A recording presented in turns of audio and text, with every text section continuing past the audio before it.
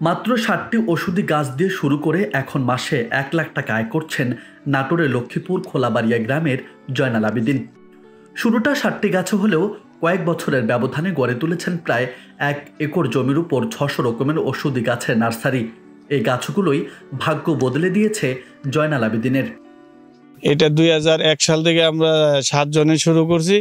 এখন ৪,৫০০ কৃষক আছে, এর মাঝে শ্রমিক আছে, ব্যানল আছে, তারপর বিভিন্ন কোম্পানি নিতেছে, হামদর্দ নিতেছে, স্কোয়ার, তারপরে একমি, তারপরে আপনার ওই টাইওয়ান ফুড এলোভেরা নিতেছে।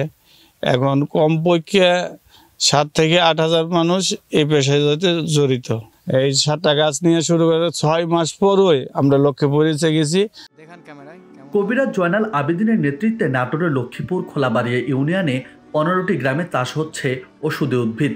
এতে বর্তমানে ওষুধি গ্রাম নামে পরিচিত পেয়েছে এলাকাটি। বিভিন্ন প্রকারের প্রায় ৩০০ প্রজাতির ওষুধি জাতের গাছগাছরা চাষাবাদ করে স্থানীয় চাহিদা মিটিয়ে প্রতিদিন দেশের বিভিন্ন স্থানে বাণিজ্যিকভাবে বাজারজাত করছেন এখানকার কৃষকরা। এদিকে ওষুধি গাছের ব্যবসা থেকে সাফল্য পেয়ে নতুন ভবন তৈরি করেছেন কবিরাজ জয়নাল আবেদিন। নার্সারিতে ওষুধি গাছের পরিচর্যার জন্য ৫ জন কর্মচারীও রেখেছেন তিনি।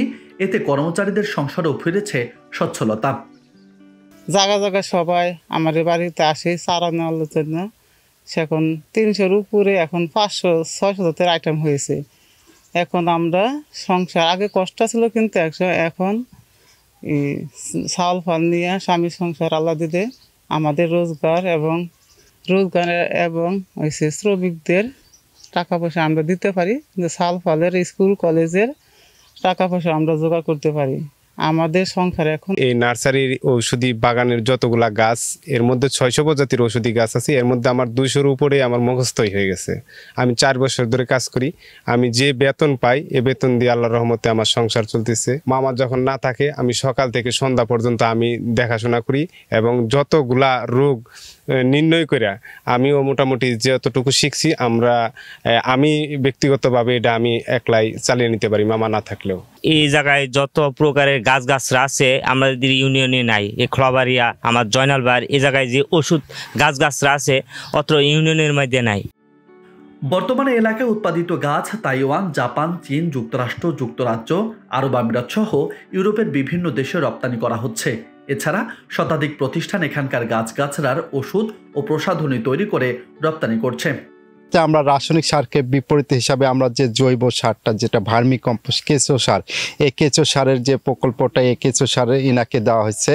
তারপর হচ্ছে বিভিন্ন মশলা জাতীয় যেগুলা হচ্ছে আমাদের হচ্ছে কৃষি অফিস থেকে যে মশলা জাতীয় যে আপনার হচ্ছে গাছগুছালি হচ্ছে মানে চারা তৈরি করতে হবে, যেমন কালো জিরা, মহরি, তারপর হচ্ছে গোলমরিচ, এগুলা আমরা হচ্ছে তাদেরকে দিয়ে হেল্প করি।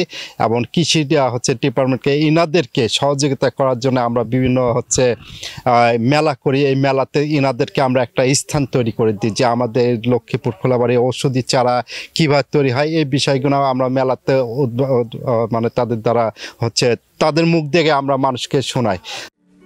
নাটোরের লক্ষ্মীপুর খোলাবাড়িয়ায় ওষুধি গাছগাছরার মধ্যে ঘৃত কাঞ্চন, দুধসাগর, পাথরকুচি, অর্শবগন্ধা, কাসাবা, উলুটকমল, শতমূল, বাসুক, শিমুলমূল, দাউদমূল উল্লেখযোগ্য।